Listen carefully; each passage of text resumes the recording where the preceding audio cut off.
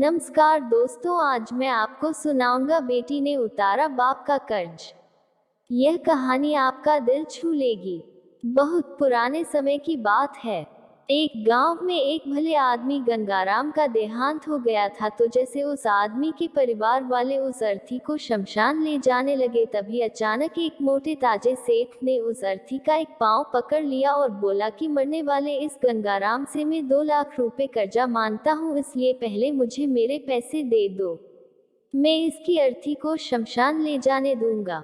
तमाम लोग तमाशा देख रहे थे। तभी उनके तीनों बेटों ने कहा कि हम तुम्हारा कर्जा नहीं देंगे, पिताजी का कर्जा पिताजी जाने, और वैसे भी अब वो तो इस दुनिया में ही नहीं है। अगर तुम्हें उनकी अर्थी ले जानी है तो ले जाओ। यह सुनकर पूरा गांव गंगाराम के तीनों बेटों पर थू थू कर रहा था। अब गंगाराम के तीनों बेटे उस कर्ज को देने से पीछे हट गए। तभी गंगाराम के भाइयों ने भी कह दिया कि जो उनके बेटे कर्ज नहीं दे सकते तो हम क्यों किसी का कर्जा भरें। अब गंगाराम की अर्थी को वहां रुके हुए बहुत देर हो गई थी। कभी यह बात गंगाराम की इकलौती बेटी तक पहुंच गई तो वह भागी भागी अपने पिताजी की अर्थी तक पहुंची।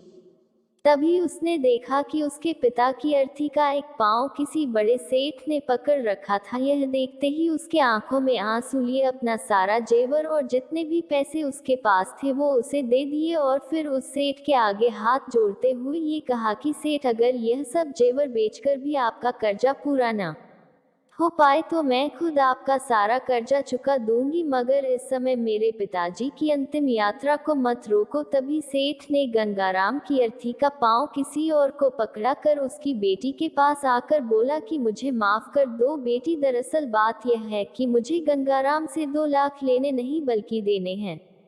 गंगाराम ने 3 साल पहले मेरी कुछ मजबूरी पड़ने पर अपनी एक जमीन बेचकर मुझे यह 2 लाख रुपए दिए थे, और वो तो इतना भला आदमी था कि मुझसे 1 रुपया भी ब्याज नहीं लिया। और आज जब मैं गंगाराम के रुपए लौटाने आया हूँ तो मुझे खबर मिली कि उनका देहांत हो गया, इसलिए मैं बड़ी सोच में पड़ गया था कि अब यह रुपए मैं किसको दूं। इसलिए मैंने यह खेल खेला था कि गंगाराम के यह 2 लाख रुपए घर के एक ऐसे सदस्य के पास जाएं जो वाकई में उनको प्यार और उनकी इज्जत करता हो। और बेटी, आज तुमने यह साबित कर दिया कि अपने माँ बाप को एक बेटे से बहुत ज्यादा एक बेटी प्यार करती हैं, इसलिए यह 2 लाख रुपए मैं तुम्हें सौंपता हूँ। काश तुम जैसी बेटी हर घर में हो जो अपने पिता की इतनी इज्जत करती है। यह सब देखकर गंगाराम के बेटे और भाई का सिर शर्म से नीचे झुक गया। वाकई में दोस्तों, यह बात तो एकदम सच है कि एक माता पिता को बेटे से ज्यादा बेटी प्यार और इज्जत दोनों देती है।